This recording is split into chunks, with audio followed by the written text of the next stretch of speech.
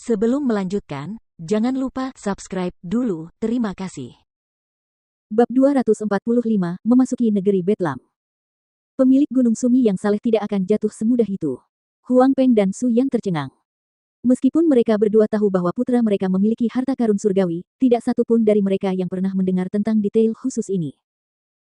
Pada titik ini, Zhao Su melangkah maju untuk menegaskan, kepala keluarga Huang, apa yang dikatakan tuan muda itu benar, memang ada legenda seperti itu. Zhang Fu di belakangnya juga mengangguk meyakinkan. Baik Zhao Su maupun Zhang Fu memang mendengar legenda yang berkaitan dengan hal itu. Melihat ini, kekhawatiran Huang Peng dan Su Yan sedikit mereda. Meski begitu, Huang Xiaolong tidak bisa melarikan diri ketika Su Yan mencengkeram tangannya, mengatakan kepadanya selama lebih dari 1 jam bahwa dia harus menjaga dirinya sendiri, mengutamakan keselamatan, memperhatikan, waspada, tidak berkelahi dengan orang lain, dan sebagainya. Huang Xiaolong tersenyum kecut dalam hatinya saat dia dengan sabar mendengarkan omelan ibunya yang berlangsung lebih dari 1 jam. Hampir 2 jam kemudian, Huang Xiaolong mengucapkan selamat tinggal kepada 4 orang yang menatapnya, Huang Peng, Su Yan, Zhao Su, dan Zhang Fu. Huang Xiaolong meninggalkan kota Kekaisaran Duanren dengan berjalan kaki, ia memiliki roh bela diri naga kembar terbang dan Gunung Sumi yang saleh, oleh karena itu ia tidak memerlukan tunggangan. Melihat sosok putranya semakin mengecil, redup, dan samar di depan matanya, Su Yan tidak dapat menahan air mata. Semuanya akan baik-baik saja, jangan menangis. Longer berjanji, dia akan kembali dalam waktu 2 tahun. Huang Peng memeluk bahu istrinya, menenangkannya. Su Yan mengangguk, menyeka air matanya. Lalu tiba-tiba dia menambahkan, aku penasaran bagaimana keadaan anak itu, Lilu. Huang Peng terkejut mendengar topik yang tiba-tiba itu, tetapi dia berkata, jangan khawatir, Longer dan dia pasti akan bersama. Su Yan menganggukkan kepalanya lagi. Mereka berempat berbalik dan kembali ke Southern Hill Estate beberapa saat kemudian. Pada saat ini, di sebuah kerajaan tertentu di bawah wilayah Kekaisaran Duanren, Yao Fei sedang mendengarkan laporan bawahannya. Cahaya kegembiraan yang kejam melintas di pupil matanya, kau sangat yakin, Huang Xiaolong meninggalkan kota Kekaisaran Duanren sendirian. Ya, Tuan Muda, tidak salah lagi. Bawahan itu menjawab dengan hormat, Zhao Su dan Zhang Fu tidak mengikutinya, keduanya masih berada di perkebunan Bukit Selatan. Yao Fei tertawa terbahak-bahak saat mendengarnya, Huang Xiaolong, oh Huang Xiaolong, kali ini aku akan melihat bagaimana kau bisa lolos dari tanganku. Dia menoleh ke arah bawahannya lagi, apakah kau sudah tahu kemana dia pergi? Belum, imbu bawahannya, tapi dia sedang menuju ke arah tenggara. Arah tenggara.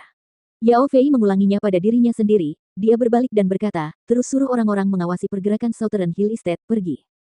Dia melambaikan tangan kepada bawahannya setelah selesai memberikan instruksi. Bawahan itu memberi hormat sebelum keluar. Arah tenggara, sosok Yao Fei melompat ke udara, menghilang dalam sekejap saat ia terbang ke tenggara, menembus angkasa. 10 hari kemudian, Yao Fei mendarat di sebidang tanah kosong. Saat kakinya menyentuh tanah, Yao Fei mengepalkan tinjunya dengan marah, menghancurkan bukit kecil setinggi 100 zang yang tidak jauh dari sana menjadi berkeping-keping. Selama 10 hari terakhir, dia mengejar dan melacak, tetapi belum lagi bayangan Huang Xiaolong, dia bahkan tidak dapat menemukan sehelai rambut pun yang ditinggalkan Huang Xiaolong di sepanjang jalan. Menurut laporan bawahannya, Huang Xiaolong dipastikan sedang melakukan perjalanan ke arah tenggara yang sama, tetapi 10 hari. Dia telah mengejar Huang Xiaolong selama 10 hari dan dia tidak menyadari sedikit pun kehadiran Huang Xiaolong. Huang Xiaolong, aku tidak percaya kau bisa bersembunyi di bawah langit dan bumi ini. Yao Fei menggeram dengan ganas, dan menghilang dari tempat itu, melanjutkan pengejarannya. Dia telah menunggu lama untuk kesempatan seperti ini, dia tidak akan melepaskannya begitu saja. 1 bulan kemudian. Di udara dekat salah satu perbatasan Springfound Empire, dengan sekejap, siluet Huang Xiaolong muncul. Melihat langit yang gelap, Huang Xiaolong mengamati sekelilingnya. Setelah memutuskan tempat untuk beristirahat malam, ia melompat ke salah satu bukit di depan. Ia akan melanjutkan perjalanannya besok. Huang Xiaolong tidak menyadari bahwa Yao Fei sedang mengejarnya. Selama 1 bulan ini, ia bepergian menggunakan Gunung Sumi yang saleh, mengendalikannya untuk terbang saat ia berlatih di pusat formasi 10 Buddha. Sepotong batu roh tingkat surga yang diberikan oleh Si Plus Fantian, Huang Xiaolong menggunakannya sebagai sumber energi formasi 10 Buddha. Batu roh tingkat surga tidak diragukan lagi berharga, tetapi bagi Huang Xiaolong tidak ada yang lebih penting daripada meningkatkan kekuatannya. Hanya dengan menjadi lebih kuat, ia dapat memiliki kualifikasi untuk berdiri di puncak dunia roh bela diri. Jika tidak, apa yang disebut kekayaan dan kekuasaan ini tidak lebih dari sekadar fatamorgana. Dan karena dia berkultivasi di dalam Gunung Sumi yang saleh, Huang Xiaolong secara tidak sengaja menghindari kejaran Yao Fei. Gunung Sumi yang saleh pada dasarnya adalah ruang yang berdiri sendiri, yang memutus segala bentuk pelacakan dari luar. Belum lagi Yao Fei, yang merupakan puncak ordo ke-10 Xiantian akhir, bahkan ahli alam Sein awal pun tidak dapat merasakannya. Mendarat di sekitar hutan kecil, Huang Xiaolong memilih tempat, mengerahkan tenaga dalamnya, dan membuat api unggun. Cuaca musim dingin belum berlalu dan dengan api unggun kecil yang menyala, area itu dengan cepat menjadi hangat, mengusir hawa dingin yang masih ada.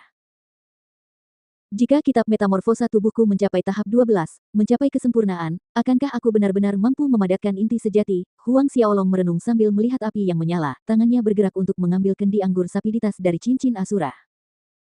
Hanya beberapa hari lagi dan kitab metamorfosa tubuhnya akan maju ke tahap 11, bentuk pertarungan. Selama ia berada di bumi, penjelasan yang disampaikan oleh para leluhurnya menyatakan bahwa dengan menyelesaikan 12 tahap kitab metamorfosa tubuh, seseorang akan memasuki alam kesempurnaan kecil dan kekuatan internal ki sejati di dalam dantian mereka akan berevolusi menjadi energi esensi sejati. Setelah itu, energi esensi sejati kemudian akan membangun kembali dan meningkatkan potensi fisik tubuh hingga seseorang akan tetap tampak awet muda. Selain itu, bahkan menambah tahun dalam rentang hidup seseorang. Pada saat itu, dantian Huang Xiaolong juga akan berubah menjadi inti batin. Dengan inti sejati di dalam, ia akan tumbuh dan berkembang biak dengan sendirinya, menyerap energi spiritual setiap saat, yang berarti Huang Xiaolong dapat mengolah kekuatan internalnya setiap saat.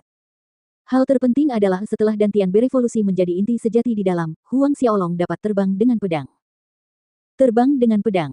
Menurut perkiraan Huang Xiaolong, akan jauh lebih cepat daripada terbang dengan naga biru. Menurut legenda kuno, praktisi yang berhasil membentuk inti internal dapat terbang sejauh 10.000 li dalam sehari dengan pedang mereka. Ada juga taktik Asura, aku hampir berhasil menembus tahap keempat. Huang Xiaolong bergumam pada siapapun. Taktik Asura. Memasuki tahap keempat, Huang Xiaolong dapat membuka mata neraka, yang dapat melihat semua ilusi, menembus semua penghalang ruang, hingga dapat melihat gunung lain di balik gunung. Belum lagi, mata neraka memiliki serangan spiritual yang aneh. Jika Huang Xiaolong membuka mata neraka, itu berarti ia memiliki kartu truf lain di tangannya. Yang lebih penting, itu akan menyelamatkannya dari banyak masalah. Pagi pun tiba dan Huang Xiaolong melompat, melayang di udara, melanjutkan perjalanannya menuju Bedlam Lands. 3 bulan berlalu. Huang Xiaolong akhirnya melintasi benua angin salju dan tiba di tanah Bedlam. Selain terburu-buru dalam perjalanan, ia menghabiskan sebagian besar dari 3 bulan untuk berkultivasi di kuil Sumi, sehingga terhindar dari masalah yang tidak perlu. Hanya kadang-kadang, ketika Huang Xiaolong berada di alam liar, ia akan bertemu dengan beberapa kelompok bandit kecil yang mengira Huang Xiaolong sebagai seorang pengembara yang rentan. Semuanya dengan mudah dihabisi oleh Huang Xiaolong. Kekuatan Huang Xiaolong saat ini memungkinkannya untuk dengan mudah menghadapi 2 Xiantian Orde ke-7 rata-rata tanpa banyak mengeluarkan keringat. Ini adalah Bedlam Lands. Huang Xiaolong menatap hamparan tanah kering di depannya, pasir dan debu bergulung-gulung ditiup angin kering. Begitu dia melangkah ke tanah itu, Huang Xiaolong merasakan aura kematian yang kuat di udara serta energi iblis dan haus darah, kejahatan, dan kesedihan yang tak terlukiskan. Huang Xiaolong mengerahkan kekuatan internal dan ki tempurnya, dengan waspada bersiap menghadapi kejadian tak terduga. Ia bergerak maju perlahan, tanpa tergesa-gesa, ke utara, tempat kota dosa berada, di bagian paling utara negeri Bedlam. Aura kematian di depan dan bau darah terlalu pekat. Setelah terbang selama 2 jam, Huang Xiaolong tiba-tiba berhenti. Kewaspadaannya melonjak.